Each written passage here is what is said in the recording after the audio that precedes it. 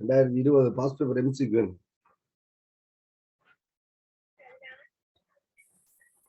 Answer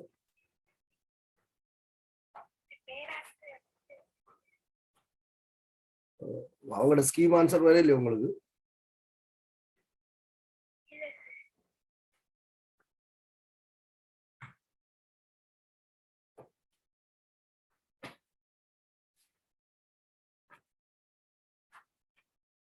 அதுக்கு ரெண்டாவது answer வருது. உங்களுக்கு எத்தனை வந்து?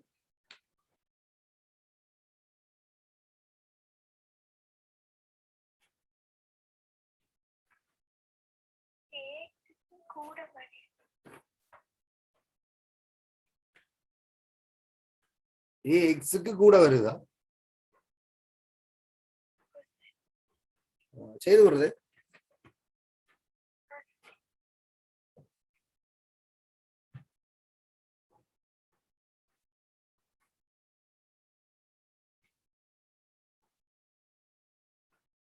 இல்ல அது நான் செய்த நான் அந்த வேண்டியது நான் நினைக்கிறேன் நீங்கள் மாறி போட்டுட்டீங்களோ தெரியல. கவனிங்க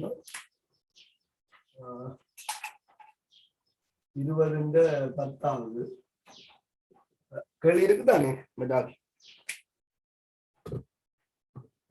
இதுல 3 அருகில் கரைகிற உப்புக்கள் தரப்பட்டிருக்கு. ஒன்று AX சொல்ட், AX சொல்ட், A plus X minus. இதனுடைய கரைதிறன் பெருக்கம் KSP வந்து KSP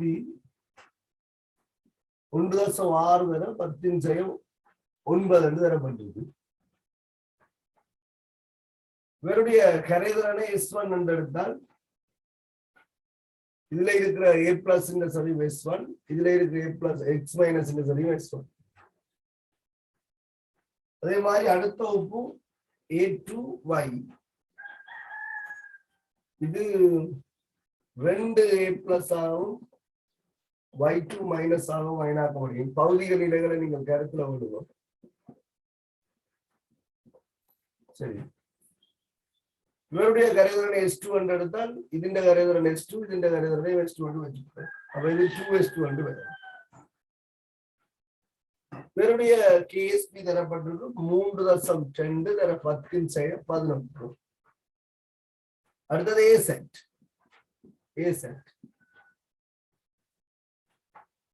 A பிளஸ் ஆகவும் செட் மைனஸ் ஆகவும் வரும். இந்த கரைதிறனை S3 என்றால் ഇതിന്റെ கரைதிறன் S3, ഇതിന്റെ கரைதிறன் S3. இவருடைய KSP பெருமானம் 9/10/12 தரப்பட்டிருக்கு. சரிதாங்க. இப்ப கரைதிறன் பெருக்கத்தை வச்சுக்கொண்டு உண்மையா தீர்மானிக்க இயலாது. முதலாவது விஷயம் அதை நீங்க விளங்குவோம். கரைதிறன் பெருக்கத்தை ஒப்பிடுவதன் மூலம் 2 உப்புக்கள கரைதிறனை ஒப்பிட முடியாது. அது ஒப்பிடலாம் எப்ப என்று சொன்னால் இதனுடைய அயனாக்கத்தால வர பீசமான குணகங்கள் சமனாக இருந்தார். சொல்ற விளங்குதான். இப்ப A2Y கரைதிறன் பெருக்கத்தையும் AX கரைதிறன் பெருக்கத்தையும் ஒப்பிடுவதன் மூலம் 2 உப்புக்களின் கரைதிறனை நீங்கள் வெளிப்படையாக ஒப்பிட முடியாது. ஏனென்று சொன்னால் A2Yக்கு அயனாக்கத்தால வர பீசமான குணகம் 3, AXக்கு 2. பீசமான குணகம் சமனாக இல்லாத சந்தர்ப்பத்தில் இந்த கரைதிறன் பெருக்கத்தின் வேல்யூவை ஒப்பிடுவதன் மூலம் கரைதிறனை ஒப்பிட முடியாது. முதலாவது விஷயம். இல்ல நான் ஒப்பிட வேணும் என்று சொன்னால் எந்த சந்தர்ப்பத்தில் ஒப்பிடலாம் என்றால் பீசமான குணகம் சமனாக வார சந்தர்ப்பம். உதாரணத்துக்கு AX கரைதிறன் பெருக்கத்தையும் A கரைதிறன் பெருக்கத்தையும் வச்சுக்கொண்டு இதுல யார் அதிகம் கரையும் என்று சொல்லி கணித்தல் எதுவும் இல்லாமல் பண்பொரு ரீதியாக சொல்லலாம். சரியா? அப்ப முதல் இந்த ரெண்டையும் யோசிக்கும். கணிக்காம இந்த AX கரைதிறன் பெருக்கம் 1.6 தர 10/10, AZ கரைதிறன் பெருக்கம் 9 தர 10/12. அப்ப இவருடைய கரைதிறன் பெருக்கம் இவரை விட அதிகம். என்ன, கிட்டத்தட்ட 1000 மடங்கு அதிகம். ஆகவே S3 அதாவது AZ கரைகிற அளவை விட AX கரைகிற அளவு கூட. இவருடைய அயனாக்கத்தால வார A+ என்ற சரிவை விட இவருடைய கரைதலால வார A+ என்ற சரிவு உயர்வாக இருக்கும். கரைதிறன் பெருக்கத்தை ஒப்பிடுவதன் மூலம் இந்த S3 சரிவை விட S1க்கு பெரியதென்று ஒரு முடிவை நீங்கள் எந்த விதமான கணித்தலும் இல்லாமல் சொல்லலாம் கரைதிறன் பெருக்கத்தை ஒப்பிடுவதன் மூலம். சரிதான். இப்ப இந்த A+ சரிவை இந்த சரிவை நீங்கள் KSB-யை வச்சுக்கொண்டு என்ன செய்யலாதுன்னு சொன்னால் தீர்மானிக்க முடியாது. சரியா? அப்ப இப்ப உங்களுக்கு பாருங்க, நீங்கள் நினைக்கலாம் இது 3 + 2 10 11 அது 1 6 10 9 ஆகவே இதற்கு கூட என்று நினைக்கிறீங்க. ஆனா சமன்ல கோவையை பார்க்கணும். AX இந்த சமன்ல கோவையில KSB சமன் S1 ஸ்கொயர். அப்ப KSB 1 + 6 10 9 S1 ஸ்கொயர். அப்ப 16 10 10 எடுத்தீங்கன்னு சொன்னால் S1 வேல்யூ 4 10 5 S1 வேல்யூ 4 10 5. ஆனா இது கழுவினாதான் இது 2S2 ஸ்கொயர், இது S2. அப்ப 4S³ பண்ணுவது. அப்ப KSB இந்த பெருமானம் 3 2 10 11 4S³ 4S2³ விளங்குதா? இதை நீங்க 32 எடுத்தா இதை 10 12 எடுக்கலாம். 4 பிரிச்சால் 8. அப்ப 2 3 எடுத்து தர 10 12 சமன் S2³ பண்ணுவேன். அப்ப இது கனமூலம் இல்லை, இந்த அளவுல கனமூலம். S2 2 தர 10 4 AX கரைதிறன் S1 அது 1.4 தர 10 5. A2Y கரைதிறன் S2 அது 2 தர 10 4. அப்ப A+ சரிவன்னு பார்க்கும்போது அது 2S இல்லை, 2S2 இல்லை. அப்ப உங்களுக்கு 4 தர 10 4. அப்ப இவருடைய சரிவு நீர்க்கரசல் இவருடைய சரிவு 4 தர 10 5. ஆனா A2Y சரிவு S2 4 தர 10 4. கரைதிறன் பெருக்கத்தை ஒப்பிட்டு கொண்டு அயனின் சரிவை ஒப்பிட்டு அப்ப S3 என்பது AZ அதின் கரைசலால A+ சரிவு. S1 என்பது AX, S2 என்பது A2. கரைதிறன் பெருக்கத்தை ஒப்பிட்டீங்களா?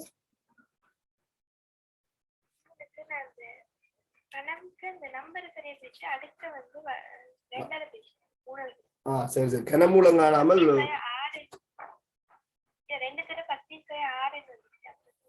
ஓகே. அப்ப சரி. அப்ப நீங்கள் யோசிச்ச வழி சரி. இந்த 2ஐயும் ஒப்பிடலாம். இந்த 2ஐயும் நாங்க கணிக்க தேவையில்லை, ஒப்பிடலாம். இதையும் நீங்கள் கணிக்கலாம். கணித்தால் 3 தர 10 6 வருது. S3 3 தர 10 6. ஆனால் ஈசமான குணகம் சமனாக இருக்கிறதால கரைதிறனை கணிச்சுதான் ஒப்பிடணும் அவசியம் இல்லை. கரைதிறன் பெருக்கத்தையும் ஒப்பிடலாம். ஈசமான குணகம் சமன் இல்லைன்னா கணிச்சுதான் செய்யும். இப்ப நீங்கள் இந்த இடத்துல இந்த கணித்தல் 3ம் கணிக்கணும் அவசியம் இல்லை. இவரையும் ஒப்பிட்டுட்டு இதுல யாரை விட யாரு கரைதிறன் கூட பார்த்துட்டு மற்றவரை பார்க்குங்க. இப்படி கூடிட்டா பிரச்சனை இல்லை, குறைஞ்சிட்டா யோசிக்கணும். இதை விட இது கூடவோ குறையோன்னு பார்க்கணும். சரிதானே?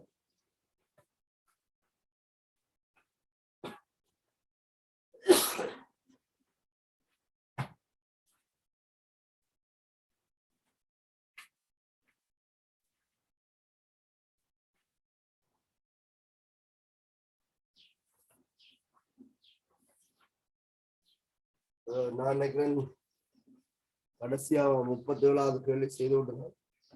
மாகாணத்துல பேப்பர் 38வது கேள்வியை பாருங்க.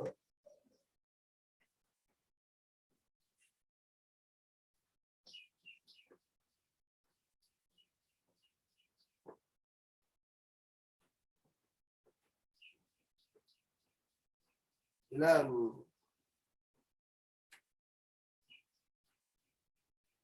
2 ஹைட்ரஜன் O2 தாக்குது. 2 H2O கேஸ் வருது.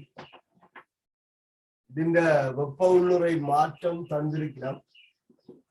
483.7 கிலோ ஜூல் என்று சொல்லி. சரி, கிலோ ஜூல் மூல் -1 கிலோ ஜூல் மூல். இங்கு தரப்பட்டுள்ள தாக்கம் தொடர்பாக பின்வரும் கூற்றுகள் தவறானவை என்று கேட்டிருக்கு. முதலாவது, நியம நிபந்தனையில் ஒரு மூல் H2 தகனமடையும் போது 483.7 கிலோ ஜூல் வெப்பம் வெளிப்படுத்தப்படுகிறது சொல்லி பாருங்க. இது ஒரு தாக்க வெப்பம். சரிங்களா? இந்த தாக்கத்துல 2 மூல் ஹைட்ரஜன் தகனம் அடையுது, 2 மூல் நீர் உருவாகும். 2 மூல் ஹைட்ரஜன் பூரணமாக தகனம் அடையும் போது ஏற்படுகின்ற வெப்ப உள்நுறை மாற்றம் தான் 483.7 கிலோ ஜூல். அப்படி என்று சொன்னால் 1 மூல் ஹைட்ரஜன் தகனம் அடையும் போது ஏற்படுகிற வெப்ப உள்நுறை மாற்றம் ഇതിന്റെ അരവാസിயாக இருக்கு. ഇതിന്റെ അരവാസിயாக இருக்கு. 483 അരവാസി. இவ என்ன சொல்லினோம்? நியம நிபந்தனையில் 1 மூல் ஹைட்ரஜன் வாயு தகனம் அடையும் போது 483.7 கிலோ ஜூல் வெப்பம் வெளிவிடப்படுகிறது. வெப்பம் வெளிவிடப்படுறது என்பது சரி, ஏன்னா இது மைனஸ்ல காட்டப்பட்டிருக்கான புறவெப்ப தாக்கம். ஆனால் 1 மூல் ஹைட்ரஜனுக்கு இவ்வளவு சக்தி விடுவிக்கப்படும். இது ஒரு தாக்க வெப்பம். இந்த தாக்கம் பூரணமாக நடைமுறைக்கு விடுவிக்கப்படுற சக்தி தான் 483.7 கிலோ ஜூல் பெர் மூல். அப்ப சில நேரத்துல நீங்க யோசிக்கலாம், அது என்ன இதுல மூல் போட்டிருக்கு, அப்ப 1 மூலுக்கு தான் இந்த வெப்பம் தரப்பட்டிருக்குன்னு சொல்லலாம். இது கனவேருக்கு ஒரு பிரச்சனையான விஷயம் தான். அதுல என்னன்னா குழப்பம் பெற வாய்ப்பு இருக்கு. அலகு வந்து உங்களுக்கு பெர் மூல் என்று சொல்லப்பட்டிருக்கு. அதே நம்ம பெர் மூல் நாங்கள் அங்க போட வேணும். உண்மையில தாக்க வெப்பத்தின் அலகு வந்து கிலோ ஜூல். சரியா? தாக்க வெப்பத்தின் அலகு கிலோ ஜூல். இந்த தாக்கத்துல 483.7 கிலோ ஜூல் என்று போட்டிருக்கோம் தாக்க வெப்பத்தின் அலகு. ஆனா நாங்க தாக்க வெப்பத்தின் அலகு கிலோ ஜூல் பெர் மூல் என்று போடுறோம். என்னன்னு சொன்னால் ஓரலகு மூல் தாக்கத்தை கருதுறோம். இந்த தாக்கத்திட்ட 1 மூலை கருதுறோம். இதுல H2 1 மூல் உண்டோ, O2 1 மூல் உண்டோ, H2O 1 மூல் என்பதோ ഇതിന്റെ அர்த்தமல்ல. ஓரலகு மூல் தாக்கம். அதனாலதான் நீங்க டெல்டா G சமன் delta H minus delta S × T என்ற சமன்பாட்டில கூட இந்த தாக்க வெப்பம் கணிக்க மூலான பொருள் அந்த தாக்கத்தை இந்த 1 மூலை கருதுறீங்க. 1 மூல அளவு தாக்கம். அப்ப இப்படி இந்த மாதிரியான ஒரு செட் 1 மூல அளவு தாக்கம் நடைபெறும் போது ஏற்படுற வெப்ப உள்நுறை மாற்றத்தை தான் நாங்கள் அங்க குறிக்கிறோம். அதனாலதான் கிலோ ஜூல் மூல் -1 என்ற ஒரு அலகு இங்க பாதிக்கப்படும். 1 மூல் ஹைட்ரஜன் கருதினால் அதன் அரைவாசி. 1 மூல் ஹைட்ரஜன் கருதினீங்கன்னா அதன் அரைவாசி. ஆகவே ஏ வந்து தவறு. பி வந்து நியம நிபந்தனையில் 1 மூல் நீராவி வெளிவரும் போது 483.7 கிலோ ஜூல் வெப்பம் வெளிவிடப்படும் சொல்லிட்டார். 1 மூல் நீராவி வெளிவரேக்குள்ள வார வெப்பம் என்பது ഇതിന്റെ അരവാസി. ഇത് 2 മൂൽ നീരാവി വരേക്ക് വാര വെப்பம் தான் 483.7. இங்க 1 மூலுக்கு கருதினீங்கன்னு சொன்னால் இது வந்து അതിന്റെ அரைவாசியாக இருக்கும். ஆகவே பியும் வந்து பொருத்தப்பாடற்றது. மூன்றாவது, நியம நிபந்தனையில் 1 மூல் நீராவி வெளிவரும் போது 483.7 கிலோ ஜூல் வெப்பம் வெளிவிடப்படுதுன்னு சொல்லியிருக்கு. அதே விஷயத்தை தான் திருப்பி சொல்லியிருக்கு. நான் எங்க பிரிண்ட் மிஸ்டேக்ல இருக்கோ தெரியல. அந்த பியும் சியும் ஒரே கூட்டு என்பதால சியை நாங்கள் ரிஜெக்ட் பண்ணோம். டி வந்து நியம நிபந்தனை 1 மூல் ஆக்சிஜன். 1 மூல் ஆக்சிஜன் என்றால் சரி, 1 மூல் ஆக்சிஜன் தகனம் அடைக்க அல்லது தாக்கம் அடையும் போது 400 சூழலில் எந்திரப்பி அதிகரிக்கும்னு சொல்லி. இப்ப இந்த தாக்கம் வந்து ஒரு புறவெப்ப தாக்கமாக இருக்கிறதால அது 1 மூல் ஆக்சிஜன் ஏதாவது சொன்னாங்க. இந்த தாக்கம் நடைபெறும் போது வெப்பம் வந்து சூழலுக்கு வெளிவிடப்படுது. அப்ப இது ஒரு புறவெப்ப தாக்கம். அப்ப 483.7 கிலோ ஜூல் வெப்பம் விடுவிக்கப்படுது. இது 1 மூல் தாக்கம் அடையும். அப்ப சூழல்ல இருக்கிற மூலக்கூறுகள் இந்த வெப்பத்தை பெற்றதுன்னு சொன்னால் அவற்றுக்கு சுயாதீன தன்மை அதிகரிக்கும். சுயாதீன தன்மை அதிகரிக்கும். ஆகவே நியம நிபந்தனையில் 1 மூல் ஆக்சிஜன் தாக்கம் அடையும் போது சூழலின் எந்திரப்பி அதிகரிக்கும். சுயாதீன தன்மை அதிகரிக்கால சூழலின் எந்திரப்பி அதிகரிக்கும். இது ஒரு பாஸ் பேப்பர்ல ஒரு கூட்டாக இருந்த நான் புறவப்பு தாக்கம் சொன்னால் சூழல் எந்திரப்பி அதிகரிக்கும் சொல்லி சரியா. ஆகவே இதுல டிஎ மட்டும் நாங்கள் பொருத்தப்பாடாக எடுத்துக்கொள்ளலாம். கேட்டது தவறானது என்பதால ஏபிசி தெளிவாக இருக்கும். இல்ல டி மட்டும்தான் சரி. தவறானது என்று கேட்டதால உங்களுக்கு ஆன்சர் 5ஆக இருக்கும்.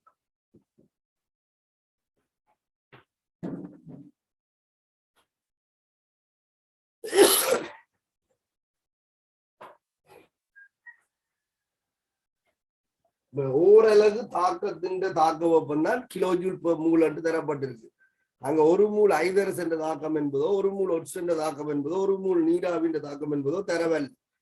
ஓரளவு தாக்கத்தின் ஒரு மூல் நடைமுறைகளை ஏற்படுற போன்ற மாட்டம்தான் அங்க 483 என்று சொல்லி குறிப்பிடப்பட்டிருக்கு. அடுத்த கேள்வியை பார்த்தால் நிறுவனோட சம்பந்தப்பட்ட கேள்வி. ஏற்கனவே நீங்க அந்த மாதிரியான கேள்விகள் பல கேள்வியில பார்த்துருக்கீங்க. கொஞ்சம் யோசிச்சுதான் எடுக்க வரும். என்றால் நிறுவ சொல்லி கேட்டிருக்கிறதால என்ன செய்யறோம், தந்த விடைகள் எல்லாத்துக்கும் பொருத்தப்பாடா யோசிச்சு பார்க்க வரும். இங்க HX என்று சொல்லப்படுகின்ற ஒரு மென்னமிலமும் HY என்று சொல்லப்படுகின்ற ஒரு மென்னமிலமும் இருக்கு. இதனுடைய சரிவுகள் CX, இது CY. அமிலங்களின் கூட்டப்பிரிவு மாறிலிகள் முறையே KX, KY. சமநிலையில் பின்வற்றில் உண்மையானவை எது என்று கேட்டு ஒரு நீர்க்கரசலுக்கா ரெண்டும் இருக்கு. இதுவும் ஒரே நீர்க்கரசலுக்குள்ளதான் இருக்கு, தனித்தனியாக இல்லை. அதை நீங்க விளங்கிக் கொள்ளும். இந்த மாதிரி கேள்விகள் கரைதிரல்லையும் மாறுறது. இந்த ரெண்டுமே இதுக்குள்ளே இருக்கு. X இருக்கு, HY இருக்கு. சரியா? அப்ப சாதாரணமாக பெருமானங்கள்ல ஏதாவது கேள்வி கேட்டாலும் எங்களுக்கு இதுல சொதப்பும். ஆனால் நிறுவ சொல்லி கேட்டிருக்கு. அப்ப நாங்கள் பொருத்தமான முறையில பார்க்க வேண்டும். இதுல இந்த B என்ற ஒரு விடையை பாருங்க. B என்ற ஒரு விடையை பாருங்க. சொல்லி இருக்கிறோம் X மைனஸ் இந்த சரிவும் Y மைனஸ் இந்த சரிவும் சமன் என்று சொல்லி. சரி, X மைனஸ் இந்த சரிவும் Y மைனஸ் இந்த சரிவும் சமன். அதாவது ഇതിന്റെ അയനാക്കത്താള വന്ന X மைனஸ் இந்த சரிவும் ഇതിന്റെ அயனாக்கத்தால வந்த Y மைனஸ் இந்த சரிவும் சமன் சொல்லி. இப்ப கரைதலால நீங்க கதைச்ச அதே மாதிரி AX-ஐயும் AY AZ-ஐயும் பாத்தீங்களா? அங்க இருந்து வந்த X plus X minus Z minus சரியும் இதுல அங்கே இருக்கு. சமநிலை மாறல அங்கே இருக்கு, கரைதலால அங்கே இருக்கு. அதே மாதிரி இங்கேயும் என்னன்னா சமநிலை மாறலிலே இது அங்கே இருக்கும். நாங்கள் முதல் இவருக்கு சமநிலை எழுதும். HX-க்கு சரி, HX-க்கு சமநிலை எழுதுவோம். நான் H பிளஸ் என்று போடுறேன், நிறுவலுக்கு கஷ்டமா இருக்கும் என்பதால் H3O பிளஸ் என்று போடுறேன். H பிளஸ் X மைனஸ் இவற்றுடைய அயனாக்கம். இதுக்கு ஒரு அயனாக்கம் போடுறேன், HX H plus X minus. அதே மாதிரி இவருக்கும் நான் கூட்டப்பிரிகை மாறலி போடுறேன். HY நீர்க்கரசல் பிரிகை அடைது H பிளஸ் ஆகவும் Y மைனஸ் ஆகும். இவருடைய சமநிலை விதி கோவை. இவருடைய சரிவு CX என்று சொல்லி இருக்கிறோம், இவருடைய சரிவு CY என்று சொல்லி இருக்கிறோம். இது KX என்று சொல்லி இருக்கிறோம், இது KY என்று சொல்லி இருக்கிறோம். இந்த X-உம் Y-யும் சமனாக இருப்பதற்கான நிபந்தனை எப்ப இந்த X-உம் Y-யும் சமனாக இருக்கும்னு சொன்னால் KX-உம் KY-யும் சமனா இருக்கணும். ஒரு விஷயம் சரியா, KX-உம் KY-யும் சமனா இருக்கணும், சமநிலை மாறிலி சமனா இருக்கணும். அதே நேரத்தில் CX-உம் CY-யும் சமனாக இருந்தால்தான் ഇതിന്റെ അയനാക്കത്താല വാറ X மைனஸும் ഇതിന്റെ அயனாக்கத்தால வார Y மைனஸும் ஒன்று கொண்டு சமனாக இருக்கும். ஆகவே இந்த விடையை நாங்கள் ஏற்றுக்கொள்ளலாம். வேற வேற பெருமானம் தான் சொல்லி இருக்கிறோம். இது X என்று சொல்லி இருக்கிறோம், இது Y என்று தான் சொல்லியிருக்கோம், இது CX CY என்று தான் சொல்லியிருக்கோம். அப்ப இதுவும் சமன் இல்லை, இதுவும் சமன் இல்லை. அப்படியான சந்தர்ப்பத்துல நீர்க்கரசல் நிலையில இருக்க X பிளஸ் X மைனஸும் Y மைனஸும் சமனாக இருக்காது. அதுல நீங்கள் கிளியரா இருக்கும். அப்ப அந்த பியை நீங்கள் ரிஜெக்ட் பண்ணலாம். நிறுவ சொல்லித்தான் கேட்டு இருக்கணும். அப்ப அதை நீங்கள் ரிஜெக்ட் பண்ணி கொள்ளலாம். இனி நாங்கள் தந்த தரவை பயன்படுத்தி என்ன செய்யணும், ஏதாவது தொடர்பு எடுக்கலாம். அப்ப இவருக்கு சமநிலை விதியை பிரிவு இருக்கும். இவருக்கு சமநிலை விதியை பிரயோகித்தால் kx சமநிலை மாறிலி kx வந்து h plus இந்த சரிவு h plus என்பது இரண்டு பேருடைய அயனாக்கத்தாலையும் வந்த சரிவை நீங்கள் பயன்படுத்த வரும். h plus என்பது இரண்டு பேருடைய அயனாக்கத்தாலையும் வந்த சரிவு தான். அப்ப h plus இந்த சரிவு தர x minus இந்த சரிவு. நீங்கள் கரையதுவல்ல AgCl AgBr இருந்தால் ரெண்டின்றையும் கரையதுனால வந்து Ag plus பயன்படுத்துங்க. இதுல இருந்து வந்த x plus இந்த சரிவு ഇതിന്റെ சரிவு x minus என்று எடுத்தால் ഇതിന്റെ சரிவு x minus. இதுல இருந்து வந்த y minus இந்த சரிவு இதுன்னு சொன்னால் இதுவும் y minus. அப்ப h plus இந்த சரிவு x minus y minus இந்த கூட்டுத்தொகையாக இருக்கு. நான் சமன்பாடுல பிரதிநிதிக்க கோவியே போறேன் x plus ரெண்டு போறேன். மொத்த h plus இந்த சரிவு தான் இருக்கு. அப்ப கீழே வந்து இந்த சரிவு சமநிலை சரிவை ஆரம்ப சரிவாக நாங்கள் எடுக்கிறதால cx என்று இருக்கு. தேவை காட்டி எழுத மாட்டேன். kx into cx சமன் h plus இந்த சரிவு x minus இந்த சரிவு. சரி, இதே மாதிரி இரண்டாவதுக்கு நான் எழுதலாம் ky சமன் h plus இந்த சரிவு ரெண்டு பேருக்கு ஒரே h plus தானே, ரெண்டு பேருக்கு ஒரே h plus தானே. ஆனா இவற்ற சமன்ல கோவையில y minus இந்த சரிவு இருக்கு. அதற்கு cy என்று இதையும் நான் இதே மாதிரி எழுத மாட்டேன். kx into cy சமன் h plus இந்த சரிவு y minus இந்த சரிவு. இதான் முதலாவது சமன்பாடு என்றும் இதை இரண்டாவது சமன்பாடு என்றும் அடையாளப்படுத்தி போறோம். எனக்கு ஒரு தொடர்பு இதுல இருக்கு பாருங்க, கேள்வி இந்த விடைய பாருங்க. kx ky என்ற ஒரு தொடர்பு இருக்கு. ஆகவே இந்த சமநிலை மாறிலிகளை ஒன்றாலே ஒன்று பிரித்தன்னு சொன்னால் kx ky வரும். அப்ப நான் இங்கால என்ன மாதிரி வருது என்பதை பொறுத்து ஒரு சரியோ புள்ளியோடு நாம் பார்த்துக் கொள்ளலாம். நிறுவத்தான் 5 விடைக்குமே 4 விடைக்குமே நாங்கள் என்ன செய்வோம், தொடர்பு பார்த்து செக் பண்ண வரும். அப்ப முதலாவது சமன்பாட்டை இரண்டாவது சமன்பாட்டால பிரித்தால் அவர்கள் சொன்ன kx ky எனக்கு கிடைக்கும். kx ky கிடைக்கும். அப்ப kx ky சமன் kx ky வந்து h plus இந்த சரிவு h plus இந்த சரிவு வெட்டுப்படும். ரெண்டு பேரும் ஒரே சரிவு தாங்க, அயன்ற சரிவு சமன். அப்ப h plus இந்த சரிவு இந்த h plus இந்த சரிவு வெட்டுப்படும். அப்ப மேல வந்து x minus இருக்க போது, கீழே y minus இருக்க போது, இது தலைகளா மாறி மேல மாறி வரும். அப்ப உங்களுக்கு பிரிக்கும் போது இப்படித்தான் வரும். x minus இந்த சரிவு மேலே இருக்கும், y minus இந்த சரிவு மேலே இருக்கும், இந்த cx கீழே தான் இருக்கும், இந்த cy என்ன செய்யணும்னா மேல. அப்ப cy இன்டு cx இருக்கு. நீங்கள் சமன்பாடை பிரிச்சீங்கன்னா தெரியும், இல்லைன்னா அரணை போட்டு பிரித்தாலும் இந்த குழப்பம் வராது. x மைனஸ் இந்த சரிவு மேலே இருக்கிறது, y மைனஸ் இந்த சரிவும் பிரிக்கிறதால கீழே வரப்போகுது, இது கீழே இருக்கிறது பிரிக்கிறதால மேல போகும், இது கீழே இருக்கும். அவை kx ky வந்து x மைனஸ் இந்த சரிவு cy தர, அதன் கீழ் y மைனஸ் இந்த சரிவு cx சொல்லி அமையும். இந்த தொடர்பு தான் நாங்க வந்து D சொல்லப்பட்டிருக்கு. ஆகவே D வந்து எங்களால நிறுவி எடுக்கக்கூடியதாக இருக்கு. இதுல உங்களுக்கு ஏதாவது சிக்கல் இருக்கா?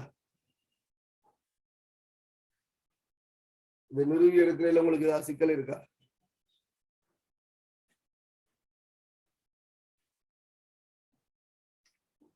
இதை எடுத்தீங்களா?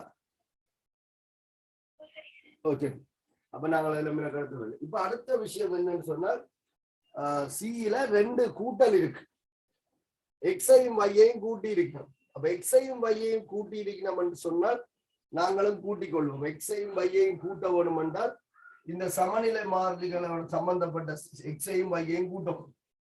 அப்ப இதையும் நான் ஒரு சமன்பாடாக எடுத்துக்கொள்றேன். 3வது சமன்பாடு, இதை 4வது சமன்பாடாக எடுத்துக்கொள்றேன். எக்ஸையும் வையையும் கூட்டணும் என்பதால இது அவன் கூட்டுவோம். 3வது சமன்பாட்டையும் 4வது சமன்பாட்டையும் கூட்டுவோம். கூட்டினால் kx cx சக kx cx சக ky cy சமன் h plus இந்த சரிவு x minus இந்த சரிவு சக h plus இந்த சரிவு y minus இந்த சரிவு h plus இந்த சரிவு x minus இந்த சரிவு சக h plus இந்த சரிவு y minus இந்த சரிவு. சரியா? கூட்டுதான் எழுதுறேன். இதையும் இதையும் கூட்டு. இந்த பக்கத்தில் இருக்கிறத கூட்டினால் cx cy plus cy c அப்ப ரெண்டையும் கூட்டிட்டு அங்காலையும் இந்த பக்கத்தை கூட்டு. இந்த ரெண்டு இதுலயும் h plus வந்து பொதுவாக இருக்கு. ரெண்டுலயும் h plus வந்து பொதுவாக இருக்கு.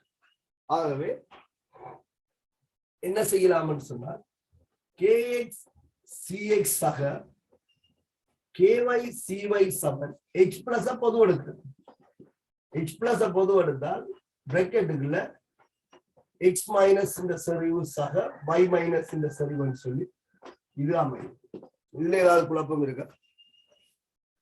இந்த h plus இந்த h plus பொது எடுத்தால் x மைனஸ் இந்த சரிவு சக y மைனஸ் இந்த சரிவு.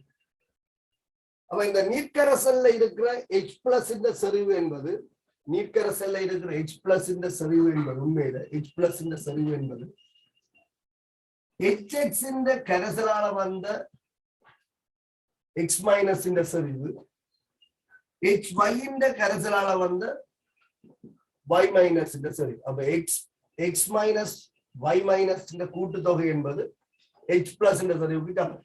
அப்ப இவருக்கு பதிலாக நாங்கள் என்ன செய்யலாம்? இன்னொரு h plus பிரதியீடு செய்யலாம்.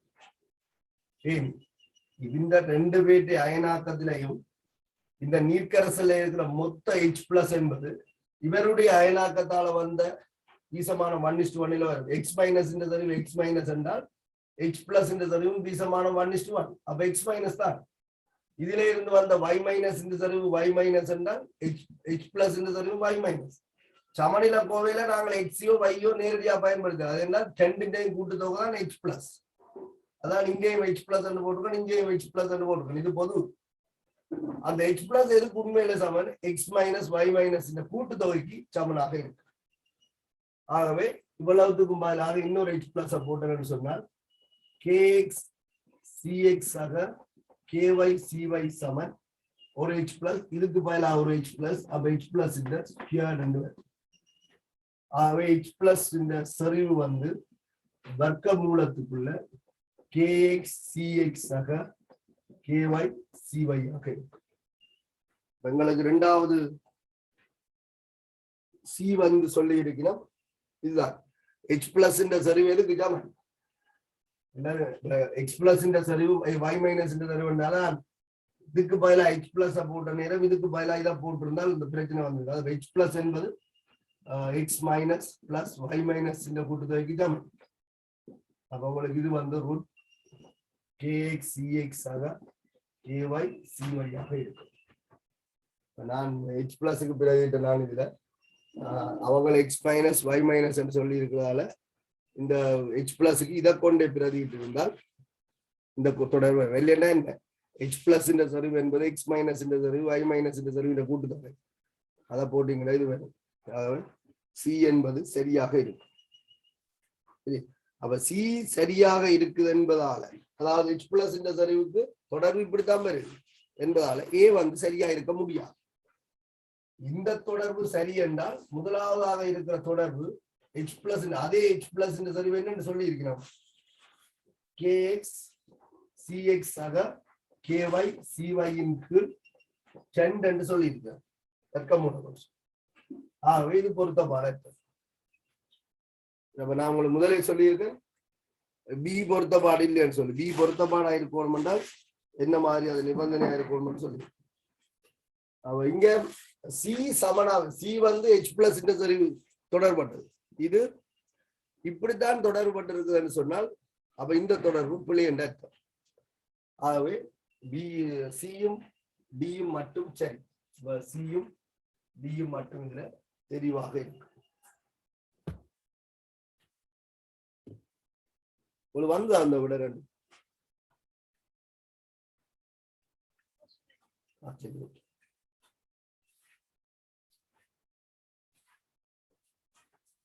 இது அப்படித்தான் ஏதாவது போட்டுக்கிட்டு நிறுவி எடுக்கணும்.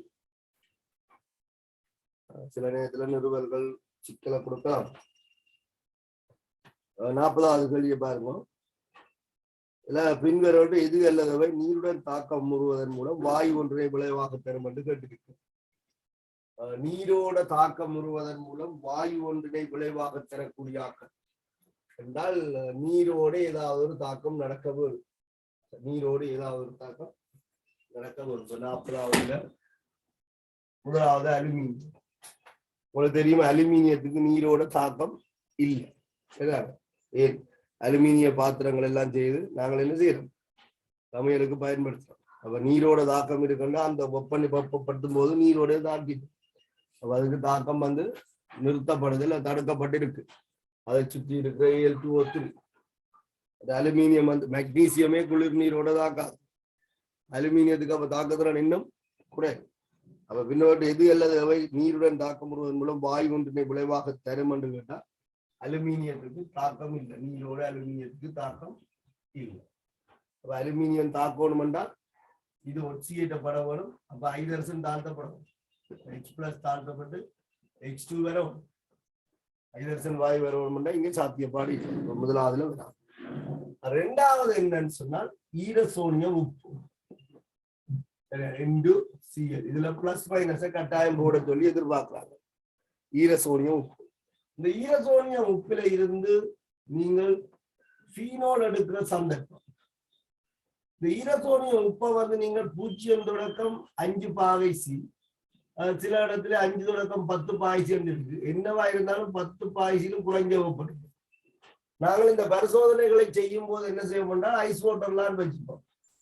ஒரு முகவைக்குள்ள உருகுற பனிக்கட்டி எடுத்து வச்சுக்கொண்டு அதுக்குள்ள வச்சு பரிசோதனை செய்தால் இது 0 பாகை சில உறுதிப்படுத்தப்படும்.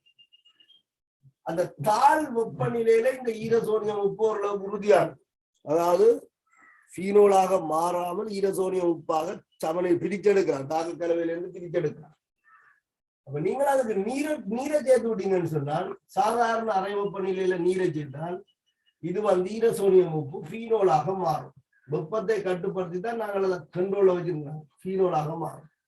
அப்ப இந்த கூட்டம் ஃபீனோலா வருதுன்னு சொன்னா இந்த கூட்டத்துக்கு என்ன நடக்கும்? அது N2 வாயுவாக இருக்கு. சாதாரணமாக ஒரு அனிலீனுக்கு NaNO2HCl சேர்த்து 10 பாய்ச்சியோட கூடின வெப்பநிலையில வச்சிருந்தீங்கன்னு சொன்னால் இந்த வாயு வழியில போறதை பார்க்கலாம். ஒரு முதல் அமைனுக்கு NaNO2HCl சேர்த்து என்ன வெப்பநிலையில போனீங்க என்றாலும் என்ன வெப்பநிலையில போனீங்க என்றாலும் இது அல்கோஹாலாக மாறுற அதே நேரம் N2 வாயு விடுவிக்கப்படும். அரோமேட்டிக் ஈரசோனியம் உப்பு இதை விட ஒப்பீட்டு ரீதியில உறுதியானது என்பதால வெப்பநிலையை கட்டுப்படுத்துவதன் மூலம் தாக்க கலவையிலிருந்து வேறாக்கக்கூடியதாக இருக்கு. இதுக்கும் ஈரசோனியம் உப்பு வரும். ஆனா இதோட ஒப்படைக்குள்ள மிகவும் உறுதி குறைஞ்சது. அப்ப நீங்க வெப்பநிலை கட்டுப்படுத்தினா பிரிகி அடைஞ்சு உடனடியாக ஃபீனோலாக OH கூட்டமாகவும் N2வாகவும் விடுவிக்கப்படும். இந்த சந்தர்ப்பத்துல வாயு விடுவிக்கப்படும் என்பது உங்களுக்கு விளங்கி இருக்கணும். ஈரசோனியம் உப்புக்கு நீர் சேர்க்க அங்க நீரோட தாக்கம் என்று கணக்கை யோசிச்சு கொண்டிருக்காமல் அந்த தாக்கம் இப்படித்தான் நடக்கும். அந்த N2+Cl- OH கூட்டமாக மாறுக N2 வாயு விடுவிக்கப்படும். அதுல சி கார்பைடு, கால்சியம் கார்பைடு தான் குறிச்சிருக்க வேண்டும். சரிதாங்க, கால்சியம் கார்பைடு தான் குறிச்சிருக்க வேணும். அதுல ஒரு 2 அடிப்படையில் என்று நினைக்கிறேன்னா 2 அடிப்படையில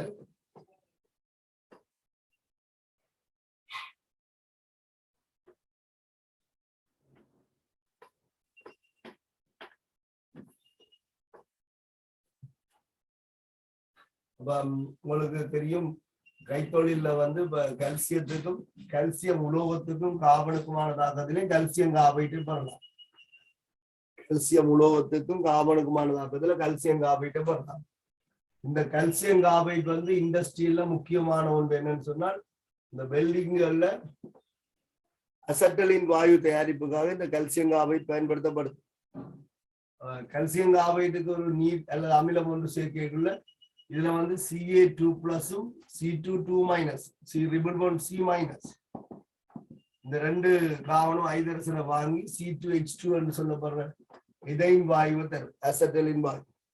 இது ஒட்டு வேலைகள்ல ஆக்சிஜனோட மிக்ஸ் பண்ணப்பட்டு ஆக்சி அசட்டலினாக பயன்படுத்தப்படுவதாக குறிப்பிடப்பட்டு இண்டஸ்ட்ரியில இது ஒரு முக்கியமாக வாயுவாக கருதப்படுது. இதை கல்சியம் கார்பைட்ல இருந்து எடுக்கலாம். இந்த கல்சியம் கார்பைட்டை நீங்கள் எஸ்தோப்பு படிக்கும் போது கல்சியத்துக்கும் கார்பனுக்குமான தாக்கத்துல படிச்சிருக்கு. இது தயாரிக்கப்படலாம் இல்லையென்று இல்லை. ஆனா கல்சியம் என்பது எஸ்தோப்பு உலோகம். எஸ்தோப்பு உலோகம் என்றால் தாக்குத்திறன் கூடியது. அப்ப இவற்றை சாதாரணமாக என்ன செய்யலாம்னு சொன்னால் பிரித்தெடுக்க முடியாது. அப்ப மின்பகுப்பு முறையால தான் கல்சியம் வந்து பிரித்தெடுக்கப்படும். மின்பகுப்பு முறை என்பது என்ன?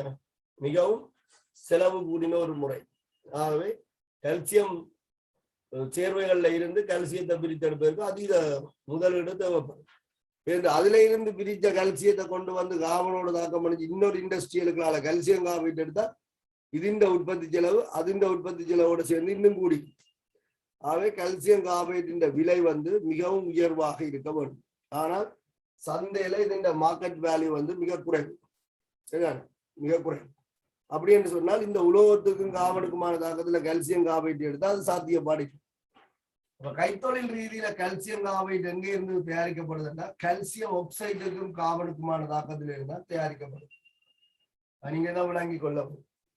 எங்களுக்கு என்ன ஒரு விளைவு எந்த வழியில தயாரிக்கப்பட்டாலும் விளைவின்றி ஒரு ரசாயனங்கள் தான் இருக்கு. இது கல்சியத்துக்கு காவனுக்குமான தாக்கத்துல வந்த கல்சியம் கார்பைட், இது கல்சியம் ஆக்சைடுக்கும் காவனுக்குமான சொல்லலாம். இப்ப கல்சியம் ஆக்சைடு வந்து என்ன மிகவும் மலிவாக பெறக்கூடிய ஒன்று. இப்ப கடற்கரை சைடுகள்ல வார சிப்பிகள் சோழிகள் மட்டிகள் அதுகளை எடுத்து வெப்பப்படுதுன்னா கல்சியம் ஆக்சைடு. இதுக்கு செலவு தேவை, மிக குறைஞ்ச செலவில் பெறக்கூடிய ஒன்றுதான் கல்சியம் ஆக்சைடு. அப்ப குறைந்த செலவுடைய மூலப்பொருட்களை பயன்படுத்தி கல்சியம் கார்பைட் உற்பத்தி செய்யறதால கல்சியம் கார்பைட் மார்க்கெட் வேல்யூ நாங்கள் எதிர்பார்த்ததை விட குறைவாக இருக்கும். இந்த ரெண்டு முறையாலையும் கல்சியம் கார்பைட் தயாரிக்கும். இதுல உங்களுக்கு கார்பனோர் ஆக்சைடு வருது. நீங்கள் இதுல சமப்படுத்தினீங்கன்னா இதுல 2 காவன், இதுல 1 காவன், 3 காவன். இது இன்னொரு மாதிரியும் இதுக்கு தாக்கம் எழுதப்படலாம்னு சொல்லி குறிப்பிடப்பட்டிருக்கு. கல்சியம் ஆக்சைடுக்கும் காவனுக்குமான தாக்கத்துல கல்சியம் கார்பைட்டோட இந்த கார்பனோர் ஆக்சைடும் சிறந்த தாழ்த்தும் கருவி CO2 வரலாம். அப்ப இதையும் நீங்கள் சமப்படுத்தி பழகணும். இங்க 2 ஆக்சிஜன் இருக்கு, இங்க 1 ஆக்சிஜன் இருக்கு. அப்ப இதுல 2 கல்சியம் ஆக்சைடு போடணும். இங்க 2 கல்சியம் இருக்கு, இதுல 1 கல்சியம் இருக்கு. அப்ப இதுல 2 கல்சியம் கார்பைட் போட்டா இதுல 4 காவன், இதுல 1 காவன், மொத்தம் 5 காவன் தேவைப்படும். இந்த 2 தாக்கத்தை நீங்க ஞாபகத்துல வச்சுக்கணும். என்னால் இதுவும் இந்த தாக்கத்துக்கு சரியானது, இதையும் தாக்கத்துக்கு சரியானது. ஆனா கைத்தொழில் ரீதியில வந்து இதுதான் மேற்கொள்ளப்படுது. இது மேற்கொண்டால் நான் சொன்ன மாதிரி இதன் உற்பத்தி செலவு அதிகரிக்கும். கைத்தொழில் ரீதியில கல்சியம் கார்பைட் வந்து கல்சியம் ஆக்சைடுக்கும் காவனுக்குமான தாக்கத்துல உற்பத்தி செய்யப்படுது. உங்களுக்கு இதுக்கு நாங்கள் நீர் சேர்த்தோம் என்று சொன்னால் என்ன வரும்? அசட்டிலின் வாயு வரும். அடுத்தது F2. இப்ப Cl2 நாங்கள் நீர்ல கரைச்சால் HCl HOCl என்று எழுதலாம். F2க்கும் நீருக்குமான தாக்கம் ஒரு கரைதலுக்குரிய தாக்கமாக இருக்கும். HF கன்ஃபார்மா வரும், HF கன்ஃபார்மா வரும். அப்படி இது தாழ்த்தப்படுதுன்னு சொன்னால் இது ஒட்சியப்படாது, இது வழிகாரம் இங்க சாத்தியப்படாது. புளோரினுக்கு அதி உயர் ஒட்சியேட்டன் 0. அப்ப புளோரின் பரவாயில்லை, 0 ஒட்சியேட்டன் -1க்கும் +1க்கும் ஒட்சியேட்டப்படும், தாழ்த்தப்படுது ஒரு இருவழி விகாரத்துக்கு. இதுல ஹைட்ரஜன் ஒட்சியேட்டன் +1, ஒட்சன் ஒட்சியேட்டன் -2. ஆகவே F2க்கும் H2O-க்குமான தாக்கத்துல புளோரின் தாழ்த்தப்படத்தான் முடியும். அதுக்கு இருவழி விகார தாக்கம் எழுதிடலாம். இங்க ஹைட்ரஜன் அதி உயர் ஒட்சியேட்டன்ல இருக்கு, சரியா? அப்ப ஹைட்ரஜனால எலக்ட்ரானை வழங்க முடியாது.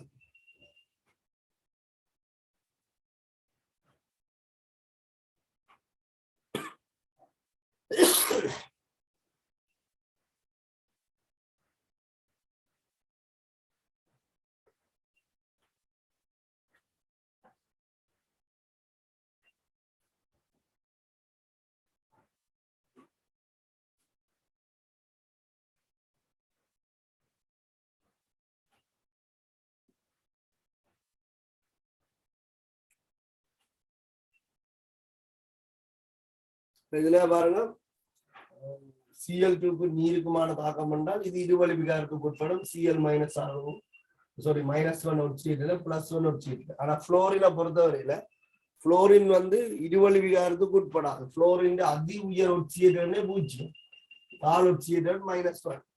17ஆம் கூட்டத்தில் இது வந்து எக்ஸப்ஷன். அப்ப புளோரின் தாழ்த்தப்படத்தான் போகுது, தாக்கம் ஒன்று நடக்கும்போது தாழ்த்தப்படத்தான் போகுது. அதனால் இன்னொரு ஆள் ஒட்சியேற்றப்படணும். இவரில் இருவழி விகாரம் நடக்காது.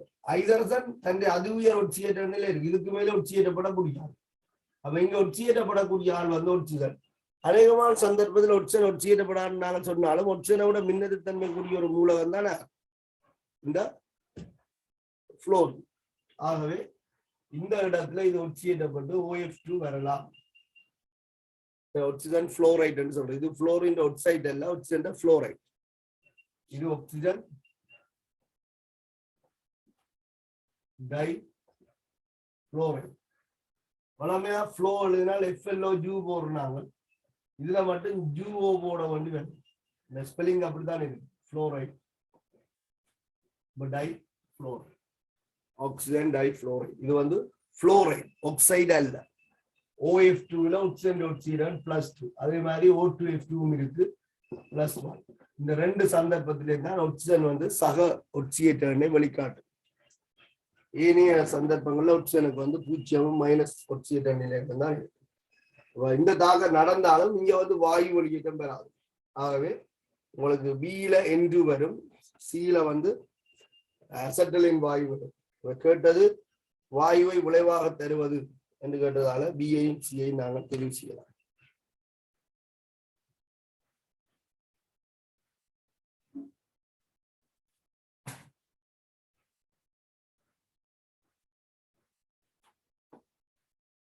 இந்த தாக்கங்கள் நீங்க இண்டஸ்ட்ரியில கேள்விப்பட்டிருப்பீங்க. விலங்குல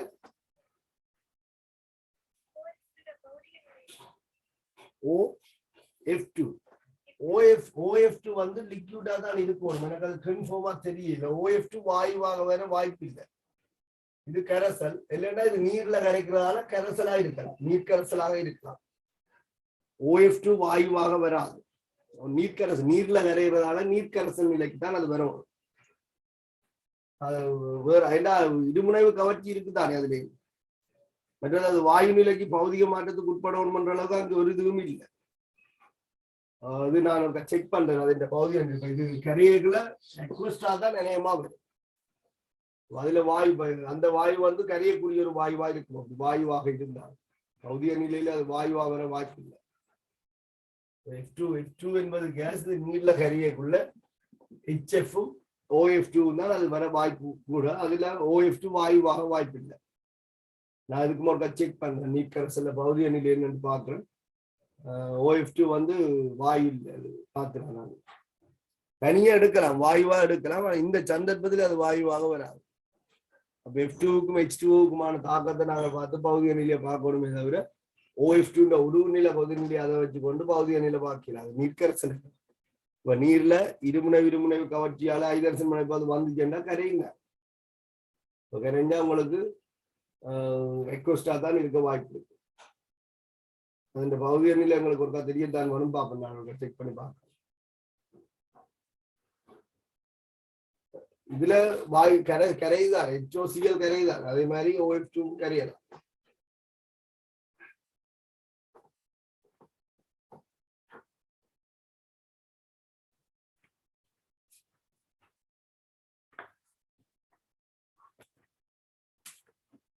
நாற்பத்தொன்றுல பாருங்க, நேரில்லாத முறையில் சாளர சக்தியை துணிதல் போனோவர் சக்கரம் எனப்படும் சொல்லி. அயன் சேர்வைகள்கிட்ட சாளர சக்தியை போனோவர் சக்கரத்தின் மூலமாக துணியலாம். அயன் சேர்வைகள்கிட்ட சாளர சக்தியை போனோவர் சக்கரத்தால துணியலாம். LiF-இன் சாளர சக்தியை நேரடியாக துணிய முடியாது என்று நேரில் முறை மூலம் துணியப்படும் சொல்லி. என்னன்னா சாளர சக்தி பதிலா இப்ப நீங்கள் ஓரளவுக்கு கொஞ்சம் தெளிவா இருக்கணும். என்னன்னா இப்ப உங்களோட சிலபஸ்ல இந்த சாளர சக்தி என்ற ஒரு சொல்லும் பயன்படுத்தப்படையிலன்னு நினைக்கிறேன். சாளர சக்தி அங்க உங்களுக்கு பயன்படுத்தப்பட்டிருக்க சொற்பதம் வந்து சாலக கூட்டப்பிரிகை சக்தி. ரெண்டும் ஒன்றுதான் என்று யோசிக்க கூடாது. சாலக கூட்டப்பிரிகை சக்தி. நான் அன்றைக்கு ஒரு விஷயத்துல சொன்னேன் கேள்வியில, கரசலாக்கல் ஒப்பந்தம் அங்கியுள்ள காரணம் சாலக கூட்டப்பிரிகை சக்தி. இப்ப இதை நாங்கள் முந்தி எவ்வாறு வரையறுத்திருந்தாங்கன்னு சொன்னால், சாலக சக்திய ஒரு மூல் திண்ம அயன் சேர்வு. எங்களோட வரையறை முந்தி இப்படித்தான் இருந்தது. நியம நிலையில ஒரு மூல் திண்ம அயன் சேர்வை ஆக்கக்கூற்று மூலகங்களில், ஆக்கக்கூற்று மூலகங்கள் சோடியமும் குளோரினும், ஆக்கக்கூற்று மூலகங்களில் வாயு நிலை அயன்களில் இருந்து தோன்றும் போது ஏற்படுகின்ற வெப்ப உள்ளுறை மாற்றம், இதைத்தான் நாங்கள் லட்டிஸ் எனர்ஜி அப்படின்னு சொன்னோம், சாலக சக்தின்னு சொன்னோம். ஒரு மூல் திண்ம அயன் சேர்வை ஆக்கக்கூற்று மூலகங்கள்கிட்ட வாயு நிலை அயன்களில் இருந்து தோன்றும் போது ஏற்படுகின்ற வெப்ப உள்ளுறை மாற்றம் சாலக சக்தின்னு சொன்னோம். அப்ப வாயு நிலை அயன்கள் சுயாதீனமாக இருக்காது தானே, அதுகளை என்ன செய்யணும், சுயாதீன நிலையிலிருந்து தோற்றுவிக்க முடியும். அப்ப இந்த தாக்கத்தில் ஏற்படுற வெப்ப உள்ளுறை மாற்றத்தை நீங்கள் நேரடியாக கணிக்க முடியாது. ஏன், Na+ எனர்ஜி எவ்வளவு தெரியாது, Cl- எனர்ஜி எவ்வளவு தெரியாது. ஆகவே சுயாதீன நிலை மூலகங்கள்ல இருந்து இந்த Na+ கொண்டு வந்து Cl- கொண்டு வந்து சுயாதீன நிலை மூலகங்கள்ல இருந்து NaCl தோற்றுவிச்சுதான் இந்த சாலக சக்தி எங்களால துணிய முடியும். அதுதான் முதலாவது கூட்டு சொல்லப்பட்டிருக்கு. நேரில்லாத முறையில் சாலக சக்தியை துணிதல் போனோவர் சக்கரமாகும். அப்ப அயன் சேர்வைகள்கிட்ட சாலக சக்தியை துணிவதற்கான ஒரு திட்டம் தான் இந்த போனோவர் சக்கரம். போனோவர் சக்கரத்துல நிறைய வெப்ப உள்ளுறை மாற்றங்கள் பயன்படுத்தப்படுது. அதற்கு ஊடாகத்தான் இந்த இது கணிக்கப்படுது. இதுதான் நாங்கள் படித்தோம் சாலக சக்தி. அப்ப அயன் பிணைப்பு தோன்ற திசையில இந்த சாலக சக்தி வரையறுக்கப்பட்டிருக்கிறதால இது எப்போதும் புறவெப்பத்துக்குரியதாக இருக்கும்னு சொல்லி நாங்கள் படிச்சோம். சாலக சக்திகள் யாவும் புறவெப்பத்துக்குரியவை. ஏன், எந்த ஒரு கவர்ச்சி விசை அல்லது பிணைப்பும் தோன்றும் போது சக்தி உள்ளெடுக்கப்படும். எந்த ஒரு பிணைப்பு அல்லது கவர்ச்சி விசை தோன்றும் போது சக்தி வெளிவிடப்படும். உடையும் போது உள்ளெடுக்கப்படும். அதுலயே பேருக்கு குழப்பம் இருக்கு. வீட்டுல அடுப்படையில போய் தண்ணி வைக்காதாக்கள்லாம் இந்த குழப்பத்துக்கு உட்படுது. ஒரு பானையில தண்ணி வைச்சால் அடுப்படியில போய் உரைய வைக்காம பஞ்சம் ஜுவாலைய வைக்க வேண்டிய தலைவிதியா போய். சரி, அப்ப இதனால் எரிய வச்சால் இந்த நீர் மூலக்கூறு ஆவியாகும். சரி, அடுப்புல தண்ணிய வச்சு நெருப்ப பத்த வைக்கலாம், நீர் மூலக்கூறு ஆவியாகுது. அப்ப ஒரு நீர் மூலக்கூறுக்கு இன்னொரு நீர் மூலக்கூறுக்கு இடையில இந்த ஐதரசன் பிணைப்பை உடைச்சால் தான் இது ஆவி நிலைக்கு வரும். அந்த உடைக்கிறதுக்கு தேவையான சக்தியை தான் இந்த பஞ்சம் ஜுவாலை கொடுக்குது அல்லது விறகு கொடுக்குது. பிணைப்பு உடைய சக்தி என்ன செய்யப்படும், உள்ளெடுக்கப்படும். ஃப்ரிட்ஜ்ல என்ன செய்யறோம், அமோனியா போன்ற வாயுக்களை பயன்படுத்தி, கேஸ்ல பயன்படுத்தி அந்த பதார்த்தத்துல இருக்கிற சக்தியை வெளியில அகற்றி கொண்டு வாரம். அங்க மூலக்கூறுடைய கவர்ச்சி விசை தோன்றி திண்ம நிலைக்கு மாறும். மழை வருவதற்கு சற்று முன்னர் சூழல்ல அசாதாரணமாக வெப்பநிலை அதிகரிக்கிறது இந்த ஒரு காரணம். இப்ப சில நேரத்தில் சில ஊர்ல சொல்லி கொண்டு பாங்களா, வெக்கியா இருக்குன்னு சொல்லி பேருந்து சொல்லுவாங்க, மழை வர போது போல எடுக்குன்னு சொல்லி. என்னண்டா இதுதான், வளிமண்டலத்தில இருக்கிற நீராவி ஒடுங்கி திரவ நிலைக்கு மாறக மூலக்கூறுகளுக்கு இடையில கவர்ச்சி விசை தோன்றும். அந்த கவர்ச்சி விசை தோன்றும் போது சக்தி விடுவிக்கப்படும். விடுவிக்கப்படுற சக்தி சூழல்கிட்ட வெப்பநிலை என்ன செய்யும், கொஞ்சம் அதிகரிக்கும். அப்ப நாங்கள் அந்த சூழலுக்கு இருக்கிறதால எங்களுக்கு உஷ்ணத்தை திடீரென்று உணர்வோம். அப்ப இதுல தெளிவா இருக்கும், பிணைப்புக்கும் சக்திக்குமான தொடர்பு கிளியரா இருக்கும். பிணைப்பு உடையும் போது சக்தி உள்ளெடுக்கப்படும். அதை கொடுத்தாதான் அது உடைஞ்சு கொண்டு போகும். பிணைப்பு உடையும் போது சக்தி உள்ளெடுக்கப்படும். அடுப்புல தண்ணியை வச்சு கொதிக்க வைக்கிறத யோசிக்கும். அப்ப நீராவி போய் கொண்டிருக்கு, பிணைப்பு உடையுது, சக்தி வழியில என்ன கொடுத்து கொண்டிருக்கு. அப்ப பிணைப்பு தோன்றும் போது மறுதலையாக சக்தி வெளிவிடப்படும். சாலக சக்தி அயன் பிணைப்பு தோன்ற திசையில வரையறுக்கப்பட்டிருந்ததால இது எப்போதும் புறவெப்பத்துக்குரியதாக இருக்கு. இப்ப சாலக கூட்டப்பிரிகை சக்தி அப்படின்னு சொல்லியிருக்கோம். அது என்ன, இது திசையை மாத்தி இருக்கும். அப்படி நியம நிலையில ஒரு மூல் திண்ம அயன் சேர்ப்பை முற்காக பிரிகை அடைஞ்சு வாயுநிலை அயன்களை தோற்றுவிக்கும் போது ஏற்படுகின்ற வெப்ப உள்ளுறை மாற்றம். இது பிணைப்பு உடைகிற திசையில வரையறுக்கப்பட்டிருக்கு. இதுதான் சாலக கூட்டப்பிரிகை சக்தி. இது எப்போதும் அகவெப்பத்துக்குரியதாக இருக்கு. நீங்கள் திசையை கருத்துல ஒண்ணா சரி, சரிதான். இந்த திசையில கருதுற வெப்ப உள்ளுறை மாற்றம் எதிர் திசையில கருதப்பட்டால் குறிமாறி எடுக்கும். NaCl சொல்லிட்டு வந்து Na+Cl- கேஸாக வார அந்த சந்தர்ப்பத்தை நாங்கள் அகவெப்பத்துக்குரியதாக சொல்லலாம். இப்ப நேரில்லாத முறையில் சாலக சக்தியை தூண்டுதல் போனோவர் சக்கரமா. ஒரு அயன் சேர்வு என்ற சாலக சக்தியை நாங்கள் எஸ்வின் வெப்ப கூட்டல் விதி முறைகளை அடிப்படையாக கொண்டு அமைச்சோம்னு சொன்னால் அந்த சக்கரத்துக்கு தான் பேர் வந்து போனோவர் சக்கரம். அப்ப அதுல நிறைய தகவல்கள் உள்ளடக்கப்பட்டிருக்கு. அப்ப நேரடியாக அது துணியப்படையில சக்கரத்தினூடாக துணியப்படும் அந்த கூட்டு சரியாகும். LIF-இன் சாலக சக்தியை நேரடியாக துணிய முடியாது, நேரில் முறை மூலம் துணியலாம் என்று சொல்லி. அப்ப LIF-இன் சாலக சக்தியை நாங்கள் என்ன செய்யலாம், நேரில்லாத முறையில துணியலாம். LIF-இன் சாலக சக்தி, LIF-இன் சாலக சக்தி வந்து நான் ஏற்கனவே சொன்னது போல தோன்றல் வெப்பத்தோடையும் நேரில்லாத முறையிலையும் துணியலாம். அப்ப தோன்றல் வெப்பத்தோடு தொடர்படுத்தினால் Li solid, F2 கேஸ், இதுக்கு பேர் தோன்றல் வெப்பம். அப்ப நேரடியாக இந்த சேர்வை தோன்றும் என்பதால் இந்த தோன்றல் வெப்பம் பரிசோதனையில நேரடியாக அளவிடக்கூடிய LIF-இன் தோன்றல் வெப்பம் நேரடியாக அளவிடக்கூடிய. இதுக்கு ஒன்று உங்களுக்கு பதனமாதல் சக்தி என்று தேவைப்படும், அல்லது அணுவாதல் சக்தி என்றும் இதை நாங்கள் சொல்லலாம். ஒரு மூல் அணு, வாயு நிலையில உள்ள ஒரு மூல் அணு சுயாதீன நிலையிலிருந்து தோன்றும் போது ஏற்படுற வெப்ப மாற்றம். இங்க சுயாதீன நிலை சொல்லிட்டு அப்ப இதை பதனமாதல் சக்தி என்று சொல்லலாம், அல்லது அட்டமைசேஷன் எனர்ஜி அணுவாதல் சக்தி என்று சொல்லலாம். இதுலயும் அரை F2 தான் தேவை. அப்ப உங்களுக்கு ஒரு F கேஸ், இதை நீங்கள் அணுவாதல் சக்தி என்று சொல்லலாம், அல்லது பிணைப்பு பிரிகை சக்தியின் அரைவாசி என்று சொல்லலாம். ஒரு மூல் பிணைப்பு இருக்கு, ஒரு F2 ஒரு மூல் பிணைப்பு இருக்கு. பிணைப்பு பிரிகை சக்தி என்பது இந்த ஒரு மூல் பிணைப்பு இருக்கு. இதுல ரெண்டாவது பிரித்தீங்கன்னா பிணைப்பு பிரிகை சக்தியின் அரைவாசி வந்து D/2.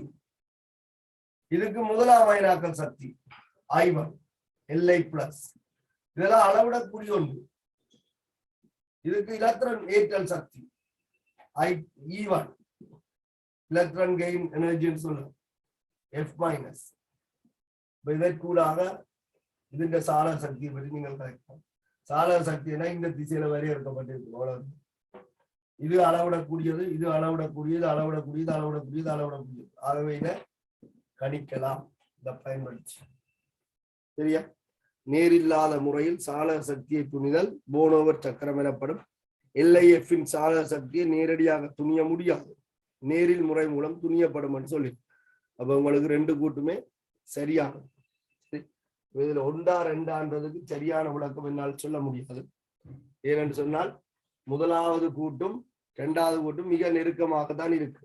சரியா? ஒன்று கூட கொடுக்கலாம். சரி, இதுக்கு ஒன்று கூட நாங்கள் கொடுக்கலாம். ஏன் ரெண்டு ஒன்றோடு ஒன்று மிக நெருங்கிய தொடர்புல இருக்கு. சரி, இங்க சொல்லப்பட்ட அதே விஷயத்தை பயன்படுத்தி தான் இங்க என்ன செய்யப்பட்டிருக்கு. ஆகவே பெர்ஃபெக்டா நான் சொல்றதா இருந்தா முதலாவது விட ஓகே. ஆன்சர் முதலாவது விட நீங்கள் கொடுக்கலாம். இனி அதுல உள்ள சிக்கல் பாடுகளை பற்றி எனக்கு சொல்ல தெரியாது. இங்க இன்டிரெக்ட் முறையில கணிக்கிற முறைக்கு இந்த சக்கரத்துக்கு தான் நாங்க என்ன சொல்றோம், போனோவர் சக்கரம் சொல்றோம். அப்ப இதுண்ட நேரில் முறையில அப்ப இது போனோவர் சக்கரம் இல்லை என்றால் ஒருவேளை கணிக்கலாம். முதலாவது கூட்டோடு சம்பந்தப்படையில் என்று ஆன்சர் ரெண்டை கொடுக்கலாம். இந்த ஒன்றுக்கும் ரெண்டுக்கும் ஆன்சர் கொடுக்குறது என்பது சில இடங்கள்ல அது பெர்ஃபெக்டா இருக்கு. சில கூட்டுகள் அது எப்பவுமே தலைவடியானதா தான் இருக்கு.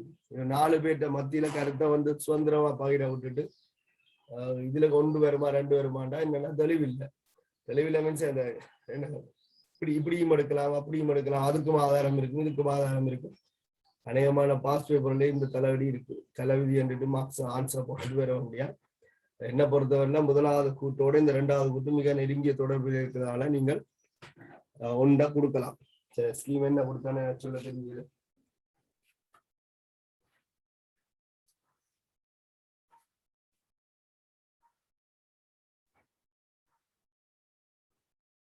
ஸ்கீம் ஏதோ 2 கொடுத்துருக்கேன்னு நினைக்கிறேன்.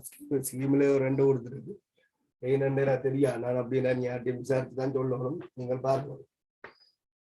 நேரில்லாத முறையில் சால சத்திய துணிகள் போனவர் சக்கரத்துல எனப்பட மாட்டான். இந்த சக்கரத்தை பயன்படுத்திதான் LIF சாலக சக்தி வந்து நேரில் முறையில துணியப்படுது. ஆகவே ஒன்றோடு ஒன்று இது தொடர்பட்டதாக தான் இருக்கும்.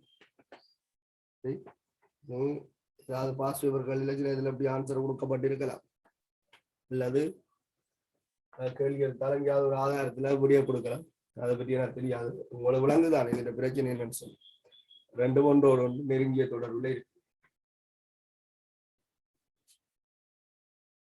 சில கேள்விக்கு 2 ஆன்சரும் கொடுக்கலாம்டா, சரியான ஒரு கேள்விக்கு சரியான ஒரு விடை இல்லைன்றா அர்த்தம்.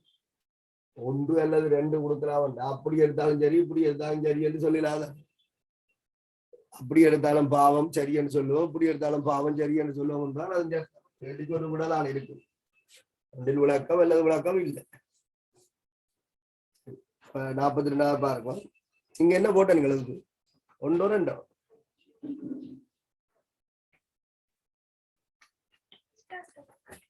அதான் அது அவ்வளவு ரிலேட்டடா தான் இருக்கா. நான் இந்த ஸ்கீம் 10 இருக்காது. சரி, ஓகே. அடுத்த 42. 42வதுல குரோமியம் மங்கனீஸ் ஆகிய ஆக்சைடுகள் CrO3 Mn2O7 ஆகிய அமில ஆக்சைடு ஆகும்னு சொல்லி 3D தொடர்ல அதிக எண்ணிக்கையான ஆக்சியேற்ற நிலைகளை வெளிக்காட்டக்கூடிய மூலகங்கள்ல ஒன்று வனேடியம் இருக்குது, மற்றது குரோமியம் இருக்குது, மற்றது மங்கனீஸ். வனேடியத்துக்கு +2 +3 +4 +5 உறுதியான ஆக்சைடுகள் இருக்கு. V2O3 VO2 V2O5. குரோமியத்துக்கு +2 +3 +4. வனேடியத்துல +5 மிக உறுதி. குரோமியத்துக்கும் மேங்கனீஸுக்கும் +5 தரையில. அப்ப 6 தந்தால் என்ன மாதிரி இருக்கும்னு பிறகு யோசிங்க. Cr2O3 CrO2 CrO3 இதுல இருந்தால் இது Cr2O5 வண்டி இருக்கும். அவ்வளவுதான். உறுதியில் என்பதால போன கைட்லைன் தரையில இந்த முறையான கைட்லைன் இதை பற்றி கதைக்கல. மேங்கனீஸுக்கும் +2 +3 +4 +5 தரையில +6 +7 தந்திருக்காங்க. ரசாயன சூத்திரம் உங்களுக்கு தெரியும். MnO Mn2O3 MnO2 MnO3 Mn2O7. இதுல இந்த +5 இருந்தா என்ன இயல்புல இருக்கும் என்பது ஒரு பிரச்சனையான விஷயம் இல்லை. அது இருக்கட்டும். இதுல என்னன்னா வனேடியத்திற்கும் மங்கனீஸுக்கும் 4 ஈரியல். அதை நீங்கள் ஞாபகத்துல வச்சுக்கணும். 4 ஈரியல். அமோனியம் டைக்ரோமேட்டின் வெப்ப பிரிகையில வர Cr2O3 மிக NaOH கரையும். Cr2O3 தான் குரோமியத்துக்கு ஈரியல், அதாவது +3 ஆக்சியேட்டான ஈரியல். குறித்த ஒரு மூலகத்தின் ஆக்சைடுகள்ல மையாணுவின் ஆக்சியேட்டான் அதிகரிக்கும் போது அமில இயல்பு அதிகரிக்கும். உயர் ஆக்சியேட்ட நிலை ஆக்சைடுகள் அமிலங்கள், தாழ் ஆக்சியேட்ட நிலை ஆக்சைடுகள் மூலங்கள். மிதமான ஆக்சியேட்ட நிலை ஆக்சைடுகள் வந்து ஈரியல்பு. ஈரியல்பை கண்டுபிடிச்சிட்டீங்க என்றால் ஈரியல்பை விட குறைஞ்ச ஆக்சியேட்டனுடைய ஆக்சைடுகள் மூலங்கள் என்றும், அதை விட கூடிய ஆக்சியேட்ட ஆக்சைடுகளை அமிலங்கள் என்று சொல்லலாம். நாங்கள் சொன்ன தகவலின் படி ஆக்சியேட்டர்கள் அதிகரிக்கும் போது அமில இயல்பு அதிகரிக்கும். அப்ப குரோமியத்துல ஈரியல்பு Cr2O3. ஆகவே CrO மூலம், இது அமிலம். இதுக்குள்ள 5 இருந்தால் அதுவும் அமிலம். அப்ப இது அமிலம். அமில இயல்பு இதை விட இதுக்கு கூட ஆக்சியேட்டர் அதிகம். இங்கேயும் அப்படிதான் 4 ஈரியல் வந்தால் இதை விட குறைஞ்சது மூலம். இது மூலம், இது மூலம், இது ரெண்டும் அமிலம். இல்ல எனக்கு +5 ஆக்சியேட்டர் நிலை தந்துட்டாங்கன்னு சொன்னால் ஏன் கவலைப்படுவேன். அதான் ஈரியல்வை கண்டுபிடிச்சிட்டாங்க. Mn2O5 அது வந்து அமிலமாக இருக்கு. இதுல அமில இயல்பு மிக அதிகம். Cl2O7 இந்த ஸ்ட்ரக்சரை ஒத்ததான் Mn2O7. Cl2O7 Mn2O7 வந்து ஒரே மூலக்கூட்டு சூத்திரத்தை உடையது, ஒரே கட்டமைப்பை உடையது. Cl2O7 ஸ்ட்ரக்சர், இதே ஒத்த ஸ்ட்ரக்சர் தான் Mn2O7. இதுல Mn பிரதிட்டீங்கன்னு சொன்னால் Mn2O7 தான். உங்களுக்கு Cl2O7 அமில ஆக்சைடு, Mn2O7 அமில ஆக்சைடு. குரோமியம் மங்கனீஸ் ஆகிய ஆக்சைடுகளில் CrO3 Mn2O7 ஆகியன அமில ஆக்சைடுகள் ஆகும் என்பது சரி. குரோமியம் மங்கனீஸ் ஆகிய ஆக்சைடுகளின் அமில மூல இயல்பு உலோகத்தின் ஒட்சியேட் எண்ணை சார்ந்துள்ளதுன்னு சொல்லி அதான் சொல்லியிருக்கேன். தாழ் ஒட்சியேட் அணில ஆக்சைடுகள் மூல இயல்புடையவை, உயர் ஒட்சியேட் அணில ஆக்சைடுகள் அமில இயல்புடையவை. மிதமான ஒட்சியேட் அணிலை மொடரேட்டிவ் என்ற ஒரு ஆங்கிலம் பயன்படுத்தப்பட்டது. மிதமான ஒட்சியேட் அணில ஆக்சைடுகள் ஈரியல்புடையவை. வனேடியம் குரோமியம் மங்கனீஸுக்கு மூல ஆக்சைடு இருக்கு, ஈரியல் ஆக்சைடு இருக்கு, அமில ஆக்சைடு இருக்கு. சரியா?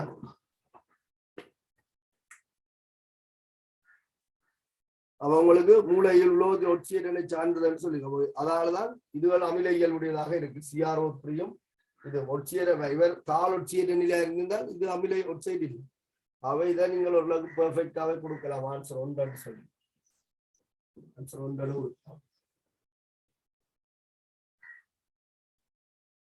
43வது இந்த பாஸ் பேப்பர்கள் தான் 2020 இந்த பாஸ் பேப்பர்கள் தான் அப்படியே கொடுத்திருக்கு.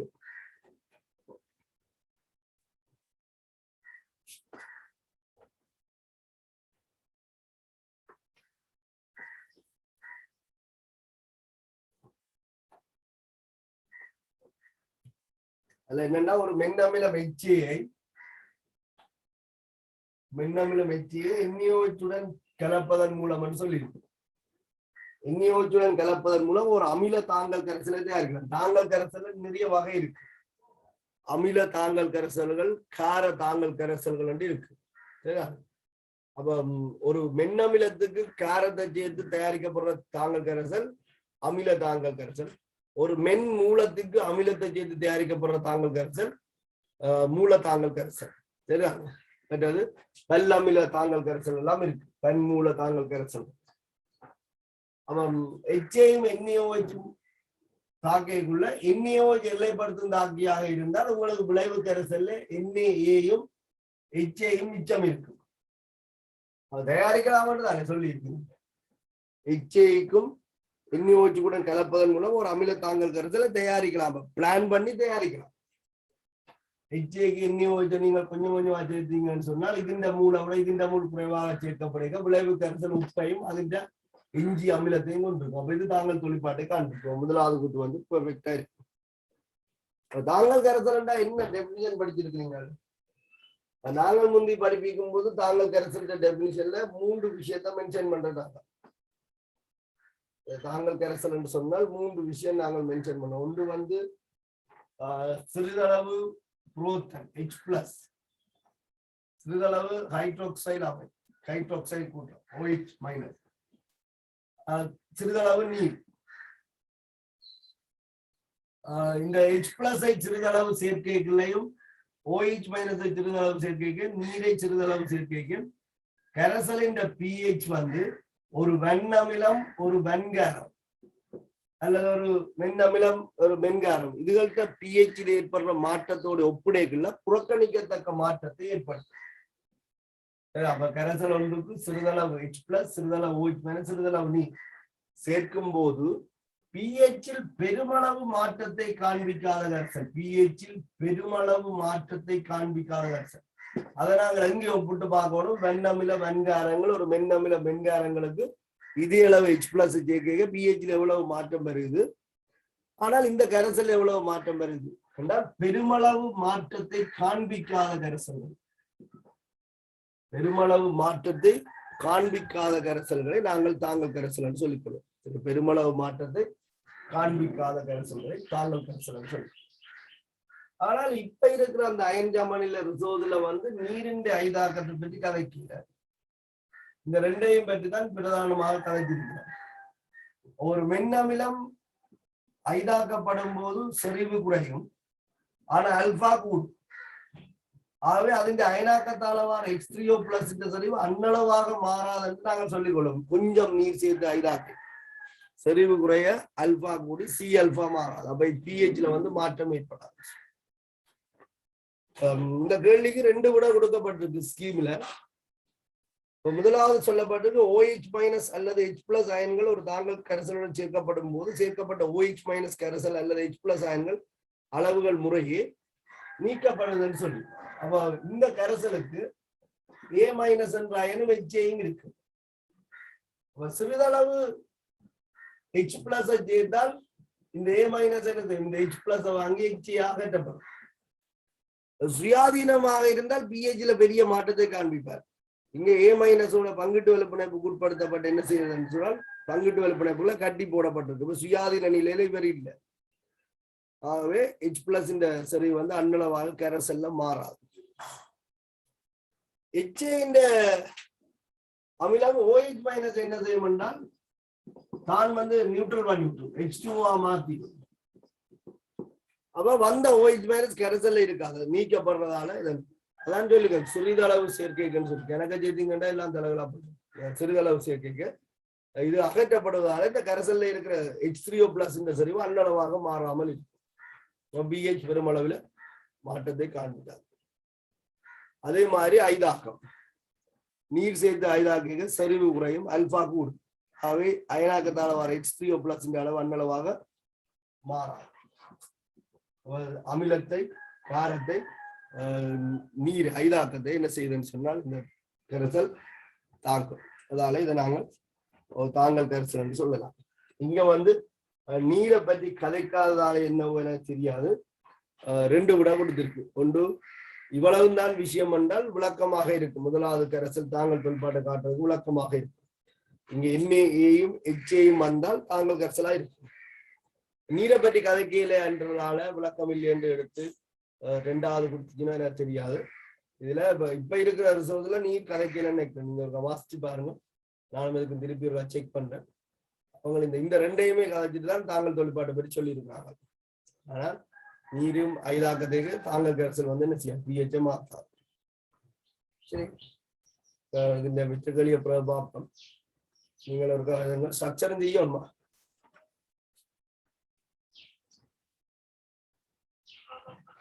சரி, அப்ப நாங்கள் இதோட பார்த்து ஸ்ட்ரக்சரையும் பார்ப்போம். சரி,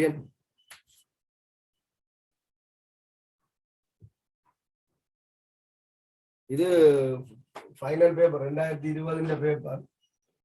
அதுல 1 அல்லது 2 தான் விட கொடுத்திருக்கிறோம். நீங்கள் கொஞ்சம் எதை போட்டீங்களோ தெரியும். இங்க ஒரு விட தான் கொடுக்கப்பட்டிருந்தது. ஏனென்று எனக்கு தெரியல. என்னவோ கொடுத்தா கண்டுதானே பார்த்துக்கொண்டு